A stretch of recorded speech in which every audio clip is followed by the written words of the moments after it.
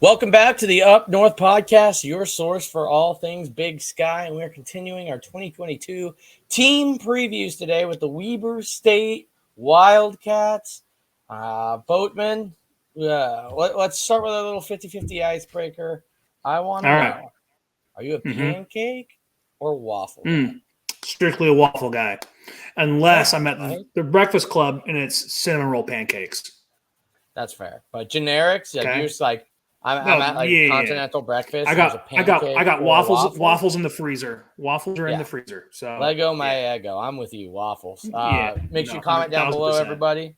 Well, are you a pancake or a waffle individual? All right, let's cover the Weber State Wildcats. Looking at their 2021, they went 6-5 overall, a down year for the old Wildcats from Ogden. 5-3 in the Big Sky. Started 2-5, ended 4-1. They did really go out of their way and challenge themselves in 2021. Kind of bit them in the butt, but notably 1-3 versus the top 25. They missed the playoffs for the first time since 2015. And on a personal note, they became a tailgating school on 9/18/2021. I was there to witness it, and it was beautiful. What are your takeaways or things that the Weber State Wildcat fans should take away or leave behind from the 2021 season? 2021 was disappointing, right? Like it was below the standard for Weber State. Weber State has been a model of consistency, playoffs since 2016, right? Like that crazy streak. So 20 and it started off bad. And if you listen back to our other shows, we're missing Kyler here today, but Weber State was injury riddled. They had problems. They were hurt all year. They couldn't find a rhythm. It took a while for guys to finally get healthy before they finally started, rattling off some wins. Jay Hill, in my opinion, is the best coach in the Big Sky. And hard to argue. Yeah. That's what, you get that combined with now the best facility in the Big Sky, or one of the best facilities and winning program in a talent-rich area in, Utah.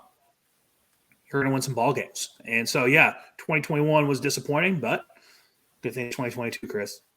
Yeah, I'd say for them, it was good. They were that program is like, are they going to take the next step? Can they take the next step?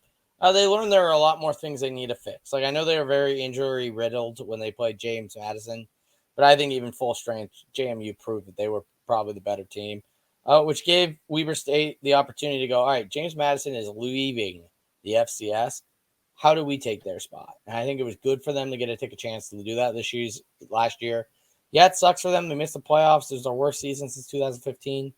But they got to learn so much more about their team last year than they had in all those years where they were beating, BS teams and making the playoffs and winning the conference. Last year, they learned a lot about their program and kind of was able to do more of a like-minded comparison on what they need, where they are, and how they can take that next step. So hopefully it benefits them here in the future. But that were kind of my takeaways from the 2021 season. You challenge yourself. Don't get too upset about it. You challenge yourself and found out what you need to find out. And now you just need to learn from it. Hot seat meter, Jay Hill. It's funny when we get into like these top 5-6 teams when we're like laughing about like, are they on the hot seat? It's like, no, they were like, he's like 4-time conference champion, da-da-da-da-da. But like we said, worst season since 2015. Is Jay Hill on the hot seat, Boatman? No, I think he's bought himself enough goodwill with the fans and that administration. I think they have more worry about him ever leaving than they do about firing him, like him taking another job. Every year, they're worried. Exactly, right? I mean, in the Big Sky Podcast Network chat, it's more about, Colby and the guys being more worried about him leaving than they would never fire Jay Hill. Like they would have to like go on a run of just sucking for him to get fired. Yeah, I agree with you. I think he is the most firmly in the safety chair. If you ask me to power rank safest coaches, the least safe coach, even with Bobby Howe, Brent Vegan, all these guys, Aaron Best, I think Jay Hill is by far the safest. I think that is one of those programs where they haven't been good, like historically, kind of like UC Davis. But with UC Davis, it's like, okay, but they do have some pretty lofty expectations. Like there are rumors they'd like to go FBS. Weber, you don't really hear those rumors too much. Like, I think they understand what Jay Hill is. I think they're more worried about him leaving, where Montana has 1 or 2 bad seasons under Howe. He's probably gone. Yeah, it's a little different. If he falls off Exactly. after last year, right? Like, Montana State will probably try to get him out so they can continue their stride. I think Weber knows they have a solid piece, and I think he is getting to the point of unfireable. I think if you power rank safest coaches in the conference, Jay Hill's one to me. Yeah, I agree. All right, so there you go. He's the safest coach in the conference. Congratulations, Weber State fans. And luckily for you, everybody around you has made recent hires other than Utah, but I don't think Whittingham's going anywhere. So, well, Blake Anderson ain't leaving Utah State, and Blake Anderson ain't leaving Utah State. Yeah, I mean, so it's like, there's nowhere else for him to Utah go. Football. BYU's not losing. Utah football. Sataki. All 3 were ranked in the top 25, which was just amazing, right? Like, sorry if you see me looking over to the side. Pull behind the curtain here. It's Sunday, 5:00 Eastern time on the 28th of August here, and the Steelers are playing their last preseason game. We got the starters in, so I'm a Steeler fan. I guess I got to keep track of my boys. So big play. I'm sorry, but yeah, if you had to look at where these guys are at, like the state of football and the state of Utah, fantastic. All 3 teams in FBS finished in the top 25. Utah State won their conference. Utah won their conference. BYU, lost 2 games last year? Or one? Well, they lost to Baylor, who won the Big 12. That was it. And they're joining my league in the Big 12 here next year. So, yeah, I mean, no one's getting fired from one of those 3 schools for Jay. Yeah, I don't think anybody else is going to look at him around the country. So it's I think schools would be smart. Nevada, I think Nevada would have been smart. Actually, in my opinion, Boise State here could struggle still again. They like Avalos, but what happens if he continues to struggle? Colorado State would have been wise, but they got Jay Norvell. I think a Mountain West school would be a next stop, but it has to be the right Mountain West school with resources. UNLV? Would you leave Weber right now if they can maintain where they are to go to UNLV? No, and I saw your tweets yesterday about I saw your tweets about UNLV yesterday, and you're like, why would you want to be FBS? Well, I mean, here's the thing, right? I'm being salty, what'd you say exactly? But yeah. Yeah, you are. But the interesting thing about UNLV, people go, oh, crap place. UNLV still, that stadium, sure, it does look empty, but that's a million times better situation they've walked into when they were playing out in Sam Boyd, which was a good 45 minutes outside of town. So, it looks bad, but that's a step in the right direction. Plus, they built a brand new football facility that is top notch there recently. So, whatever it be at UNLV or Weber State, for job security reasons only, Weber State, if you're willing to take a bet on yourself and the pay does matter to you, you go to UNLV, right? Yeah. I think it just depends on what you're going to do for football purposes. Shoot, man, it just depends on how big of a competitor you are and how big you believe in yourself and want to buy into yourself, Yeah. And if you buy into yourself and think you can do it, you go to UNLV. Because if you can win there, they got the facilities, they got, the state. Oh man, Najee Harris, you are a beautiful man. UNLV has the facilities. They got a brand new stadium they didn't have to pay for. I'd rather be there. Just to be honest with you. I agree. That's just me. And Big Sky fans probably would disagree with me, but we all know who I really am at heart. Transfers. They got a defensive back, Ty Metcalf from Idaho State. They got a defensive back, Justice Del Rio from San Diego, who's actually a Meridian, Idaho guy. That's your ins. Neither of which are probably starters. Transfers out, huge one. Probably the biggest transfer out in the conference this year. The huge George Tarlis to Boise State, who it makes sense. He's a Boise guy. He's a graduate student, which I didn't know Boise State had grad level classes. But I think he was Bora. I'm pretty sure he's Bora. But yeah, he's a defensive lineman, stud, absolute stud. 30 games for Weber State. 3 times he was all Big Sky. He was an animal. He was one of those guys where, as like an Idaho fan, you're like, how the hell did we let him go to Weber State? Like, I don't think he's LDS. So it's like, what was the pull to Weber over like Idaho State? So, I don't know if we offered him.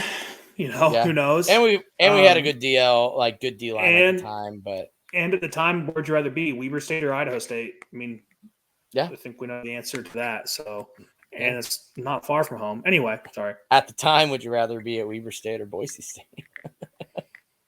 When did he commit? What year did you graduate high school? Like 2017. So this is like his super red shirt year plus COVID year, senior grad. I guess year. at the time you still would have like been at Boise State. You still would have been at Boise State because they weren't that far removed from that the New Year's Six Bowl. So yeah, I'm actually looking it up right now. George Tarlis he did go to Bora, so I was right on that. 6'3", 225. He is a redshirt senior. So yeah, he graduated his freshman year. He redshirted was 2017. So I nailed it. So he's a class of 2017. Holy crap! Yeah. So that would have been Idaho's 4 and 6 before the first year in the Big Sky. And the ball gunner Olszewski. To put that in perspective, I would have played 2 years with him. Like that makes me feel. Yeah. That's insane. But yeah, no, that actually think about that. If he signed in the 17 class, that means he would have been a recruit of our bowl season. He would have signed right after our bowl game. Which, wow, I don't know if that sucks who knows for if we us offered him as Idaho fans. And now I guess we know how Weber probably feels it now. It's like, yeah, I felt like for years now we've missed out on this guy. I mean, he started. He played in all 13 games his redshirt freshman year. That was a knock not to go Idaho centric, but this is what happens when you have two Idaho guys on the same podcast. Yeah, I don't know what else you could really get at here. That was a knock on the old Idaho regime, was that they did not recruit the Northwest that well. So I think that's an emphasis of the new regime. And so maybe this type of guy would go to Idaho. Who knows? Yeah, hopefully the next George Tarlis does go to Idaho. Yeah. They also lose starting punter Mackenzie Morgan, who went to Temple. Massive loss. Flip-flopper, dude. Like, this is his third time transferring. He started at like NC State, went to Weber, did 2 years, and now he's doing a grad year at Temple, I guess. He also, you tell me, you come from the specialist background. Mm-hmm. What should the average punters net punt average? 40.9 is not all right. We're talking net. We're talking gross. I believe this was net. Oh, that's a good net. No, that's a good net. So, for example, for us, you wanted a gross 44 plus and a net 40 plus. So, if you hit a net 40 plus, that's pretty good. You hit a gross 44 plus, you're above average to top quarter of FBS punters in that regard. So what was Rico's net? Do you remember? Rico net is hard. I don't remember his net. His gross, he was hitting 47. His career gross, I think, was 45. Yeah, never mind. This was his gross. So his gross was 40.9. His sophomore year. That's not that good. Cade's career gross is 43 or 44 in the spring. So he's about Cade's 41. Gross is around 44. Yeah, no, that's not that good. That's okay. It's not great. He had 3 that were 50 plus yards. This is the kind of insight you get on this podcast, folks. Yeah, Specialist Central. It is what it is. For the brand, right? And then one Logan more transfer out. Logan Latui goes to BYU. So that's it. I mean, yeah, it's a punter. He doesn't seem like he's a hard to replace punter. He seems pretty average, if not below average, for a punter. So if you're Weber State, in a state like Utah that is growing in prep, there's also more readily available specialists now than there ever has been, just because of the growth of kicking and punting and snapping schools. There's more college ready specialists now than ever before. It just keeps getting more and more because more guys keep converting and learning at younger ages. So yeah. So the big loss here is George Tarlis. I mean, that's it. And then I don't think they brought anybody in. Matt Kapp saw 0 time his freshman year at Idaho State, and Justice Del Rio never really saw time at San Diego. Who ended up playing the most quarterback snaps for them last year? I can look that up. Because I remember that being a problem for them. It was a huge problem. But their main starter, the guy who's going to be starting this year, was hurt most of last year. So, wow, they only give you 12 on the Big Sky's website. We're doing a lot of things, Big Sky. We make the stats fully searchable. Like, come on. It exists somewhere. Yeah, they had nobody to put in your perspective. Oh, they did have Bronson Barron. He ended up playing in 8 games. Not very good. He was so underwhelming. 8 touchdowns, 5 interceptions, which was not what it was like his freshman year. Yeah, he was so underwhelming last year. I remember him just being not great. I know a lot of the Weber guys are high on Tiger Adolfo, the Rigby quarterback that's going to be going down. Yeah. Pocatello. He was Pocatello. But he's on a mission because he's Mormon. So they're not going to see him for 1 more year, I believe. No, 2. Tiger was this class. So I'm just looking at their roster real quick. I mean, they only have 1, 2, 3, only 4 quarterbacks on roster. Well, hopefully someone from Portland State transfers in next year. 3 times. He's got 9.5 quarterbacks on their roster. But transfers out. They just lose a big piece. That's it. Like, they did not bring anybody in the transfer market that I expect to make even an immediate impact in 2 seasons. The transfer window is still open in soccer, by the way. So the transfer market. For 3 more days. Sorry. I guess no. By the time this comes out, it'll be the last day. So United splash some cash today. By the way, this is 100 million for Anthony. Hopefully, it helps. Could be worse. Could be Chelsea. Hey, that's very true. I mean, if you're just looking at this is my issue with nothing Weber great. As a guy who's been high on Weber the last couple of years, other than maybe some health, they did not improve this year in the offseason. They actually had a pretty good recruiting class, but I mean, I just don't like putting a ton of weight on freshmen, true freshmen. So that's what makes me worried. We'll get more into it when we cover the schedule. Anything else on transfers before we get into impact players? Don't think so. Okay, impact players. Josh Davis is big. Ty McPherson's big. DBU, they still got Desmond Williams. So they've got a good defense, and they always will have a good defense. They still have Kevin Smith running the ball. They still have Eddie Heckard in the back, like the back 4 of the secondary. Like, they still have pieces. So that's what I was gonna say. Like, maybe they didn't improve in the offseason, but like, this team, if healthy, still has all conference, if not all American talent on it. So I guess they didn't have to improve too much. They just need to improve in health.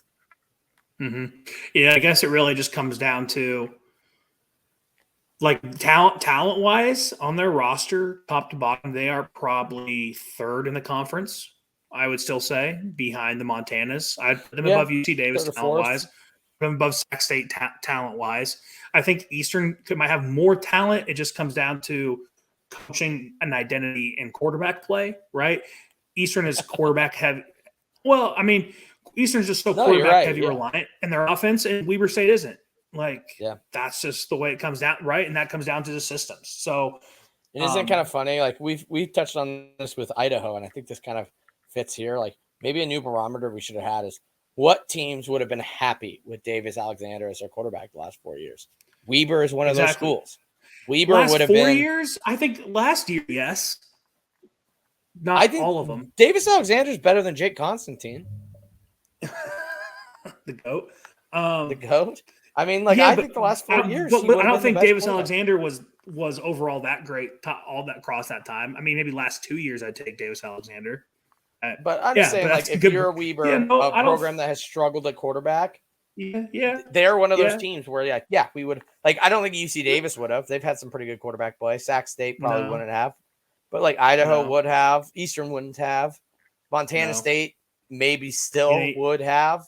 We'll see. I don't think Tommy Mellott seems to be the answer. I don't think NAU would either. No, but, like, so you go, like, Idaho, possibly Montana State until last year. Weber for sure. Like, there are all those teams in the Northern Colorado, RIP for Southern sure. Utah, Idaho State. Yeah, all the bottom Idaho teams, State. obviously. But like, yeah, like Weber is probably the best team that would have still said yes to Davis Alexander, maybe Montana State. I mean Weber. Yeah, I don't think you're wrong. But again, that just means less in this team, in this Jay Hill coach team. They don't need anything.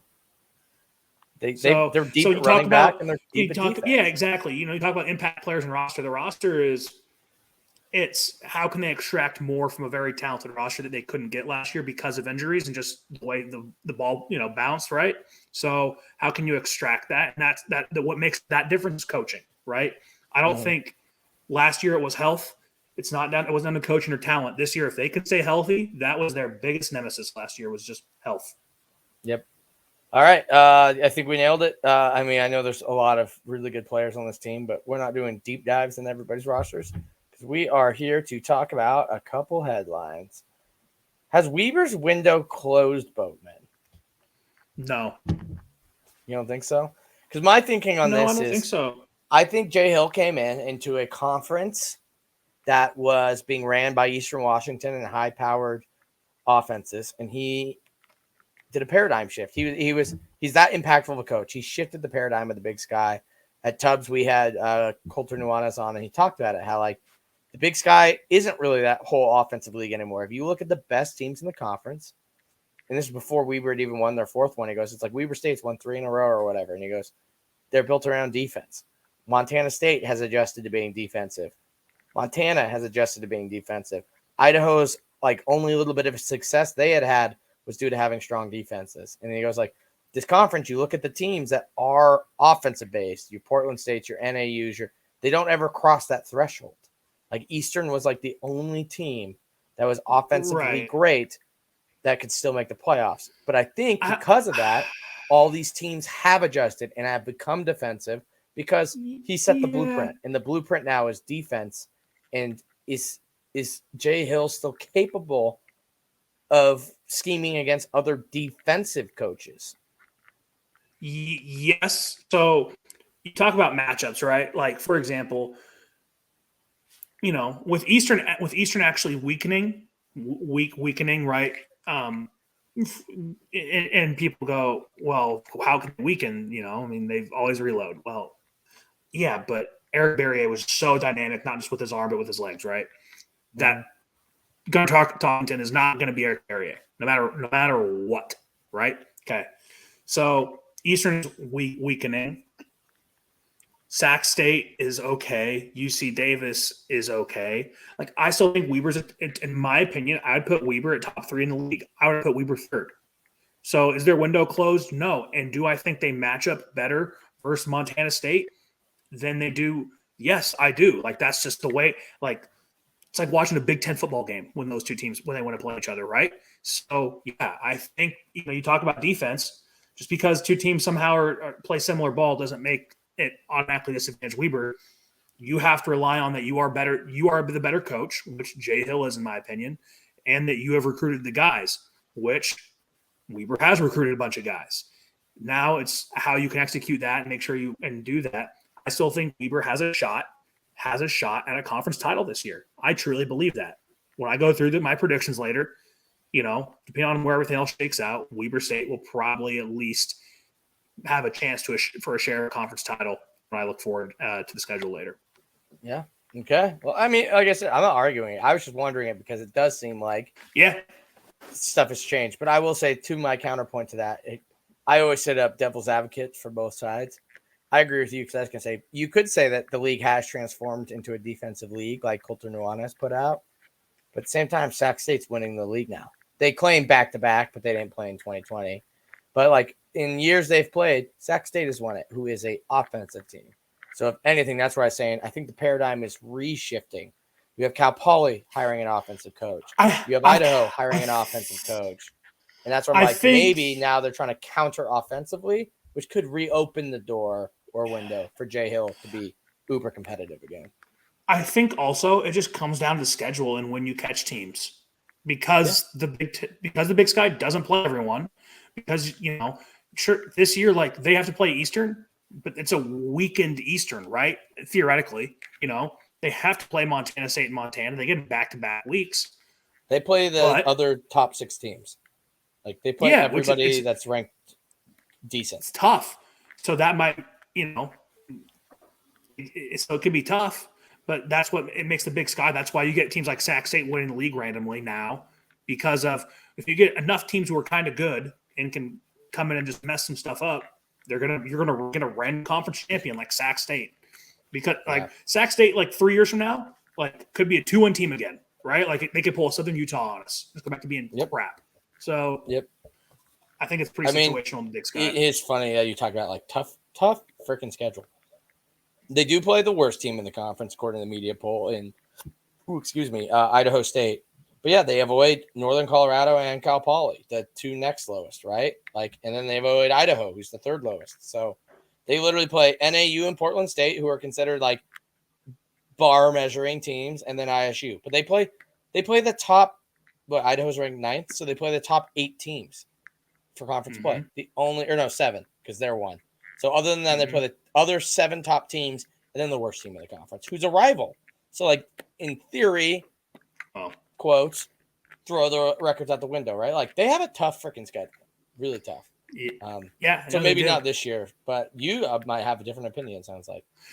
I mean, when you look at it from a 30,000-foot view, I think maybe it should be that way. But then when I look at it game by game, week by week, somehow I arrive at a different outcome, I guess. So should we get into the what's the next point before we get into the schedule? We got one more headline. Yep. That kind of plays into the schedule. Now what, Weber? They're 2 rivals. I think most Weber fans would agree that Southern Utah was their biggest rival. And then I can't say this is still looking like Dixie State, but it's obviously Utah State. Utah Tech. Or Utah Tech. Utah Tech is probably somebody they viewed as potentially a rival in the future. Those guys are moving to the WAC. They seem to be building a little bond. Where does that leave Weber? One, do you think there's any shot? Is there any fear that Weber may bounce from the Big Sky? Because I don't think we're adding Southern Utah or Utah Tech to the Big Sky. That would shock because the WAC is so weak. I mean, it's not healthy for your athletic department to do that to yourself. I think right now, because of the instability in the WAC, right? You got to think about this too. Weber, because football still is number 1, right? But when you get to this lower level, other sports do come into play. And the WAC's a great athlete travel comes into play. It is, but Weber State constantly is competing for a basketball title here in the Big Sky and giving yourself a chance to no offense, but you're not going to compete against New Mexico State's leaving. I forget about this. New Mexico State's going to Conference USA. But New Mexico State, we know this. New Mexico State wasn't running the WAC in basketball when the WAC was the WAC that we knew. It was Nevada and Utah State. I mean, New Mexico State had its year, but New Mexico State was still always good. I mean, New Mexico State has been. Could Weber become the new New Mexico State? But they're a perennial 12 seed. They are a perennial 12 seed, which is if you can get to that as a mid-major where you're a constant 12 seed, I mean, that means that the committee views you as the highest of the mid-majors for a high mid-major. Yeah, but that's kind of my whole point is if you look at Weber, I would say, this would be different if it was Eastern and their rival, hell, even us and Portland State were leaving to the WAC, right? Eastern would probably be nah, we're good, right? We'll stay in the Big Sky. But for Weber, not only the power is leaving in New Mexico State, so you can be that power vacuum and become that team. You have Dixie or Utah Grand Tech Canyon's there. good. You have Grand Canyon, Southern Utah Valley. And they have Utah Valley. So you would be in there'd be 4 Utah teams and a Northern Arizona type team in that conference. That becomes actually pretty regionally a good fit for them as more of a basketball school. That's where I have that little bit of fear. Look, if they're looking around, it's Montana doesn't view them as a rival. Northern Colorado doesn't view them as a rival. Idaho State. Well, Idaho State probably does, but they don't really view Idaho. Then they look around and they kind of the Boise State thing in the Mountain West where they're what's our game we get up for every year? Is it just we have Montana State coming this year? That's, I guess, the big game for us. because that was going to be a big game regardless. Like, they don't have that emotional game, that game where, like, you know, tensions are at an all-time high. And I could see them maybe, like, being swayed into, like, look, it's a basketball conference one, and literally all your rivals are there and a potential new rival in Utah Valley. Like, I don't think they're going to do it. I'm just saying, like, no, it's something that's creeped into my psyche a bit. As they keep talking about, like, when you listen to Weber State Weekly, oh, you know, we don't really have a rival. Who should our new rival be? And people are even voting for Idaho as a rival, which I'm down for. But, I mean, we're not going to be rivals day one. We need some games, some history. Let's just screw it. Let's get rid of Weber State. We'll take Seattle U in basketball and every other sport. You know what I mean? Like, I mean, I don't want to lose Weber. They're a founding member of the conference, too. But it's like, I know. I mean, but honestly, if you're Weber and NAU, doesn't the WAC start to sound like a better conference for them? Yes, for both of them. For both sports. Like, for both schools. And then they have Stephen F. Austin and some Texas schools. Like, it wouldn't be a Stephen F. Austin. Sam Houston's the one leaving. I mean, Sam Houston's you'd get Abilene Christian. You'd get Stephen F. Austin, Tarleton State. Plus, Utah Rio Grande is trying to add football as well in the next few years. So, like, if they grabbed Weber could be like the Montana of that conference. Them and Stephen F. Austin would basically run that conference football wise. And then they're the basketball program. So they're more, well, both of them are basketball programs. Stephen F. Austin has a great basketball program as well. So then you're looking at, you have two football newcomers that are really growing their football appetites, that are traditional basketball powers. Like, that's what I'm just saying. Like, it's sad, but what's the minimum? Hey, what's the minimum for a AQ conference? 7? Yeah, so if you add NAU and Weber, that goes to 7 for football. Yep. And that's their whole thing. Rio Grande Valley starts in 2024, so they will be. Yeah, so that's 8. Because they're not leaving next year, right? They're not going to Southern Utah. And UT Arlington has talked about adding football as well. Arkansas Little Rock's looked into it, and that's, you know what I mean? Like, and they have Commerce. I think Texas Commerce just signed with the WAC. So they're playing football. Oh, yeah. Texas Commerce is coming. So I think they only need one school. So Weber would be the school. If you add Weber, that's probably a 2-bid league. Like, I mean, yeah, you're taking a step down. I don't think anybody's going to argue that the WAC is as good at football as the Big Sky. But at basketball, they're better. Wait. Did Commerce go to the Southland? Maybe they did go to the Southland. Yeah, I think you're right. I think they did go to the Southland. Yeah, I mean, I don't think it's bad. I mean, go because you're losing to New Mexico State, so you can go play in your basketball conference would span, and you're in Salt Lake, right? So you can fly to LA and go play Cal Baptist, or you can fly to Texas and go play, and those aren't terrible flights. Yeah. So travel for you is not terrible. You're already traveling to Bozeman, which is, I mean, you're traveling to Portland, you know. Yeah. I've now talked myself into the fact that Weber and NAU should go to the WAC. Two founding members of the Big Sky. Yeah.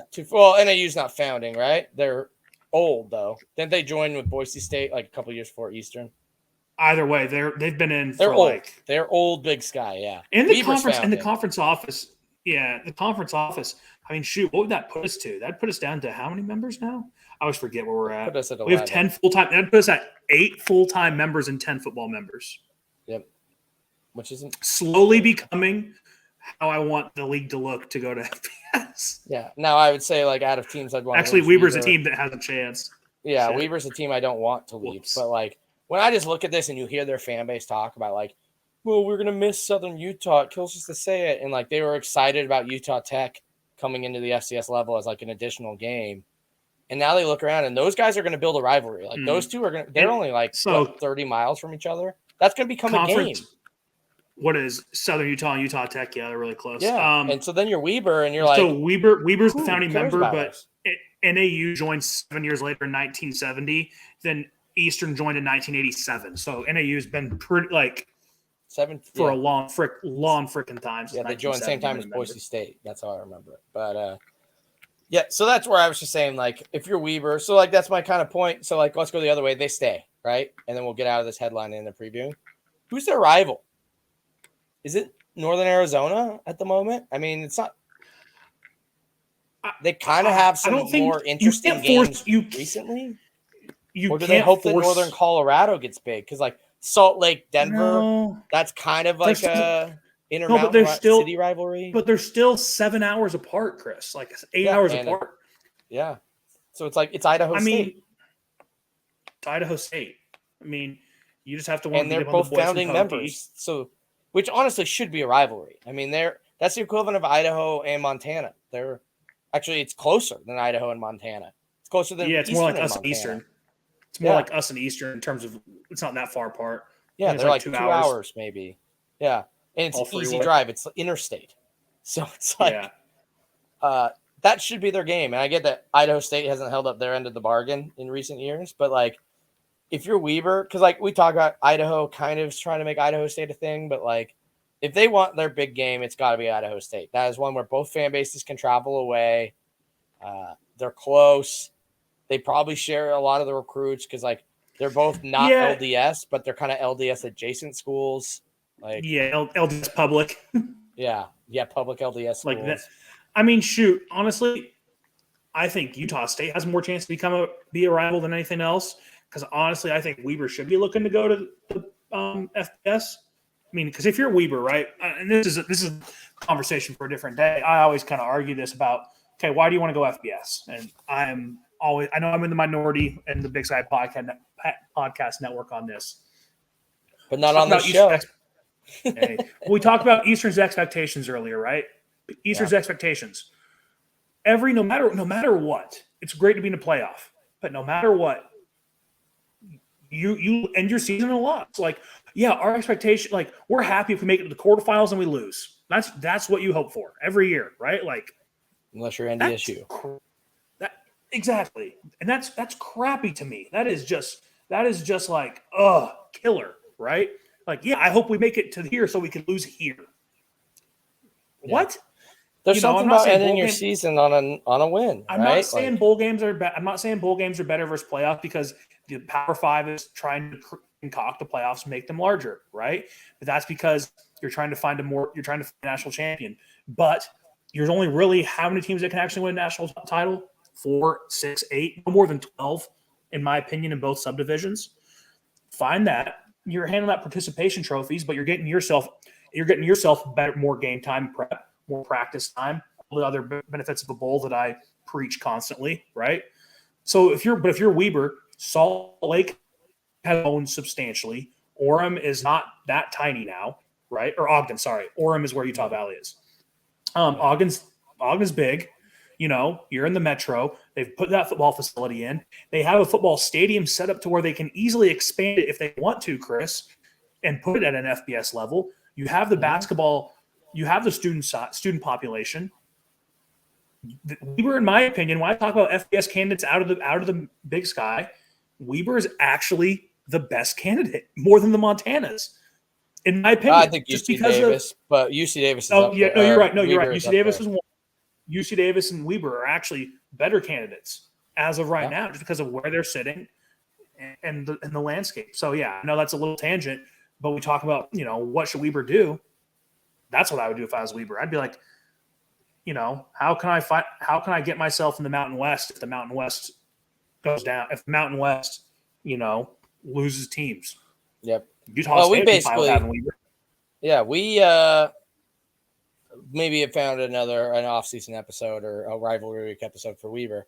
So sorry. There's a lot to be left on the table here. So if you like this, leave us a like, comment down below. We'll keep the conversation going in the comment section and possibly do an episode about this in the future. Because I do think like Kyler or maybe bringing on one of the Weber State guys, we discovered a gem of a topic here, which was my goal all along, of course. But let's move on to the 2022 schedule. Let me pull up our little spreadsheet here. But as you can tell, they're starting week 1. Hosting Western Oregon, who is a D2 team. Now, I will say there's only, I think, 4 or 5 matchups in the Big Sky this year against D2 opponents, D2 or lower. Weber State had to do this as a replacement to their James Madison game because JMU is now FBS a year early and decided to drop their FCS game. So this is not a Weber State scheduled this 5 years in advance dumbly thing. This is we had to make a last-minute ad thing. So you got to give them a little slack here. I know none of us like seeing D2 games on the schedule, period, let alone as an opener. But you can't hold Weber State accountable for this because this was either play them or play nobody. So week 1, bad game, but against Western Oregon. Boatman, who are you taking? Yeah, give me the Wildcats. Agreed. Not much to talk about. Western Oregon's not even a Nope. good D2 school, so Wildcats by a lot. Then they go to Utah State. Did Any you watch shot? yesterday? I did. Did you watch? They played Yeah. UConn. Yeah, and Utah UConn State came defending out. Mountain. I think that's more on the sign of where UConn football's at than what Utah State is. Utah State is the defending conference champs in the Mountain West. Yeah. Won 11 games And last Jim year Mora's under at the UConn tutelage. now. So Under the that's a good tutelage of coach. Blake Anderson. Blake Anderson at Utah State, fantastic coach. Heartbreaker of a story if you don't already know his background, his story. He used to be the head coach at Arkansas State, lost his wife to cancer, and completely looked for a complete refresh in life and ended up in Logan. Kind of an interesting move, but it's what happened.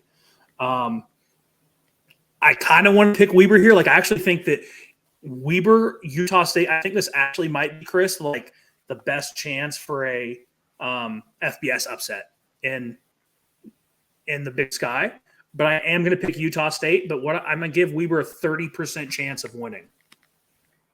Okay. Yeah, I was talking to Colby actually this on Saturday about some stuff, and I brought up like, what do you think about your shot against Utah State? He's like, no chance, 0. And then during that game, I was like, you still feel that way? Like, UConn's up 14-0 now, and UConn hung in the whole game. I agree with you. I think it's more of a rough patch. I think Utah State wins, but I agree with you.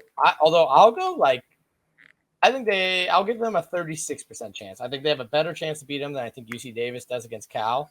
I agree with you. This is probably the best shot a school has at winning that we've covered so far. So I think it's better chance than what Montana State has on Oregon State. Yeah, I think they have a better chance than what Montana State has on Oregon State. Okay. Yeah. Like I think this game is within 6, honestly. Okay. So right. Then they play Utah Tech at home. Week 3. Future whack matchup. No. Sorry. Give me the Wildcats at home. I agree. I like formerly Dixie State a lot, but they're not there yet. Then they travel at UC Davis. I think I might start just calling them the football team formerly known as Dixie State. They need to just – honestly, I know they just rebranded. Utah Tech just ain't doing it. Like, they're not even a technical school. They just need to be like – be St. George.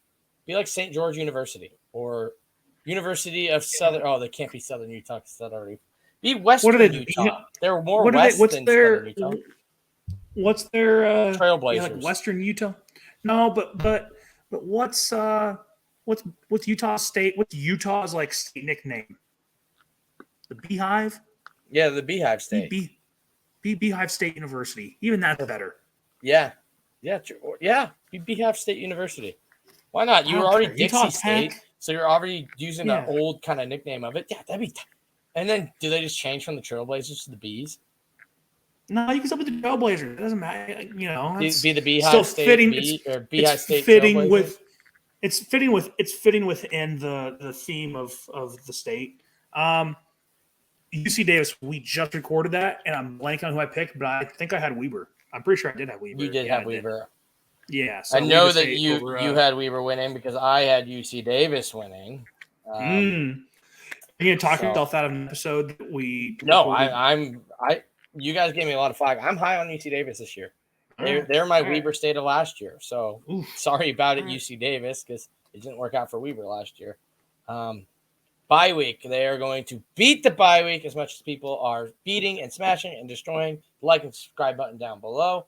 Moving on to week 6 after the bye, they host the number 13 Eastern Washington Eagles. Alex, I had Eastern in our Eastern preview, and I think I'm gonna stick with Eastern. All right, you're sticking with Eastern. I had Eastern with a win here. Eastern with a win here. Because Weber State is notoriously terrible after bye weeks under Jay Hill. Like, every demon possible comes out for them after bye weeks. It's like they just let everybody go on recess for 2 weeks instead of actually game plan for 2 weeks. So the fact that they would probably lose to like a Portland State this week, but they have Eastern, I think Eastern beats them in Ogden. So speaking of Portland State, they traveled to Hillsboro, Oregon, the next week 7. Give me the Wildcats on the road. I'm giving the Wildcats on the road as well. Portland State, I think in for a bit of a down year this year. Then they travel after Portland State. Hopefully, get a good tune-up because they've got number 4 Montana State in Bozeman. Give me the Wildcats. This is where I start looking at Weber State, and when I look at each game in a vacuum, I think they match up well with one another. I really do, and it comes down to, coaching. It comes down to execution, and it comes down to player experience. I know Montana State has it, but I just give Weber State that slight edge. Yeah. And also is that running back, and I can never remember his name for the life of me. I always want to, because Afonso or Davis? Yeah, Afonso. Because Alonzo, Afonso, I know they're not similar, and that's bad, but I struggle with Afonso's name. Who knows if he's going to be healthy? Because you just never know if he's going to be healthy. Yeah, I mean, I get where you're coming from with that pick, but I just have to get on board with you. I actually like Weber State in this game too. Mm-hmm. I do. I think. Mm-hmm. I think Montana State. I think a lot of their benefit was with Tommy Touchdown was nobody knew what the heck to expect last year. And I'm not saying they're going to be bad this year, but I'm just saying, like, once again, if you're going up against a Jay Hill, who's going to have 8 weeks to game plan for a Tommy Touchdown and is now going to have a full season's worth of tape on him of 13 games. Like, I like Jay Hill in this matchup. If Weber can stay healthy, if Weber's banged up, I mean, no chance. No but shot. That defense started. I mean, they have the best DBs in the entire conference. Like, not that they're going to throw the ball because they're Montana State and it's going to be freaking end of October, early November type game. But it's like, I still think like that defense, their linebackers aren't any worse. So I think they do get the Bobcats in Bozeman. What about Montana at home the next week? I got the Grizz. I'm higher on the Grizz this year than I feel like I should. I want to be, but I just feel like we're in for actually a little run of Grizz dominance in the league. Kind of think this is where we're headed. I think it's got a rash just hearing that. Yeah, I know, but I just kind of, it's an unfortunate thing to say, but yeah. I agree. I actually have them losing to Montana as well, but then they followed up hosting number 7, Sac State. What do you think? Hornets. They're going to beat Sac State. Stingers down. A couple of Utah boys.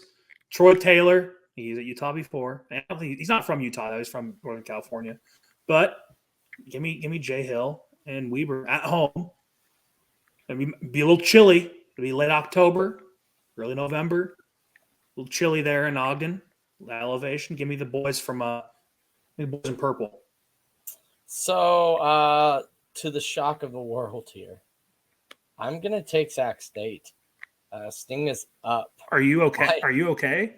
Look, I've talked about with the window opening. I think part of the reason Jay Hill found his dominance is he's great at game planning against offensive teams.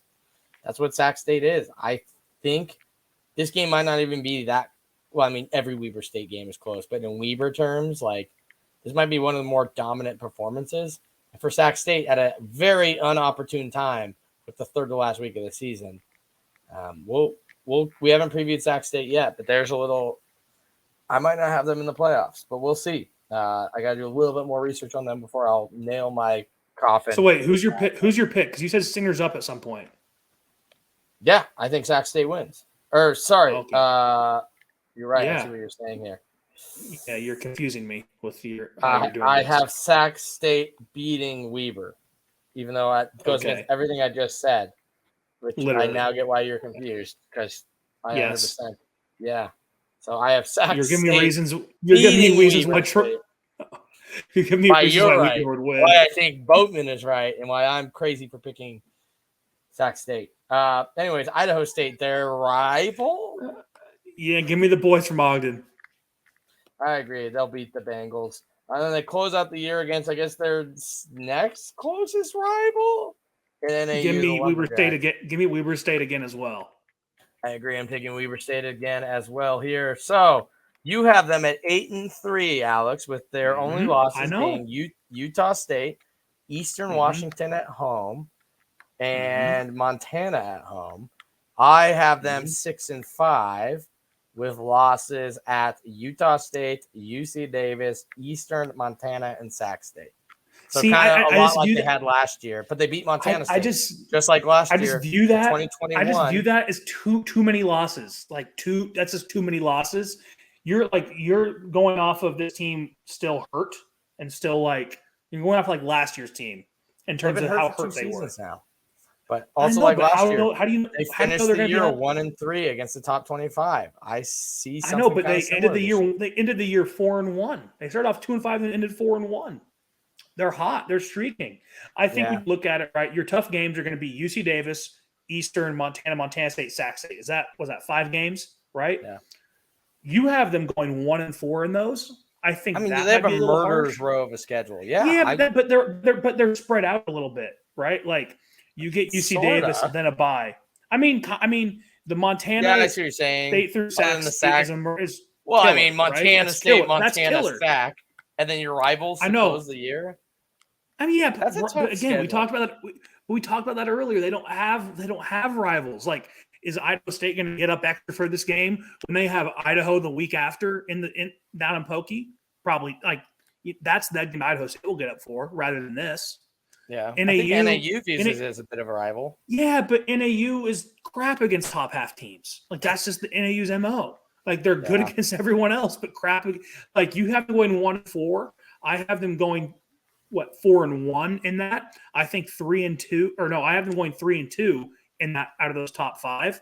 Yeah, I think 2-3 and 3-2 is where they end up. That really sets the bar of their season. 4 is disastrous, and I just don't think Jay Hill lets them go 1-4 versus those 5 teams. No matter who they are, right? I'm not going to say which one we said who they are, but if you look at it in that those 5 games out of 11 is determining their season, in my opinion. Yeah. Right. You go even if you go 2-3, this will be at least a 7-4 ball club. Yeah. If you go 2-3, this is a 7-4 ball club. So you have them missing the playoffs. Yeah, I have them at 5-4 in terms of conference or playoff resume. Yes, I think they missed their playoffs for the second time under Jay Hill. Again, and I think Jay Hill's best coach in the conference. I don't think he was gonna let that happen. And which kills me because the Weber's one of my favorite teams in the conferences. But I'm just trying to be real. All right, so your 2022 takeaways for Weber State. What do they got to look forward to or take away from this season? More consistent quarterback play. Can Bronson Barron be better than Jake Constantine? Because if the answer is yes, then this team will be 8-3, in my opinion. At least 7-4. They'll be a playoff ball club if he is better. Last year he was hurt and was not that good when he was healthy. How much of that was because of the injuries and just lack of consistency in game time, right? So if he stays healthy, this is a good ball club. And if he stays healthy and plays consistent, not high level, just consistent, above average quarterback play, so that even average quarterback play, this is a good ball club. Great defense. They know who they are. They have an identity. They are well coached, and they will stick to their identity. How can they replace, George off the end there? That'll be big. But again, they know who they are. They have their identity. They are very well coached. If they stay healthy, guys, be excited about this season. And also, you just have the best colors in this conference. I just want to say that. I love the purple and black. Very jealous of your uniform options. You guys look sick. Yeah, I'm kind of tired of teams that wear green. We have, 3 teams that wear, basically we green got Sac State, Cal Poly. I'm also tired of blue. I'm tired of blue and yellow? What's the dude, difference between NAU and UNC? If they play each other with no logos, you couldn't and Montana State and UC Davis. They're both blue and gold. That's what what do we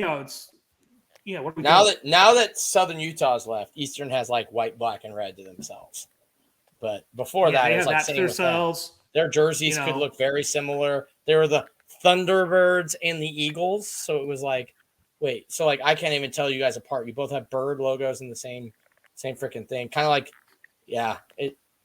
thank God that they are very different, and we're black and yellow, so I'll take it. Yeah. So I'm tired of the green.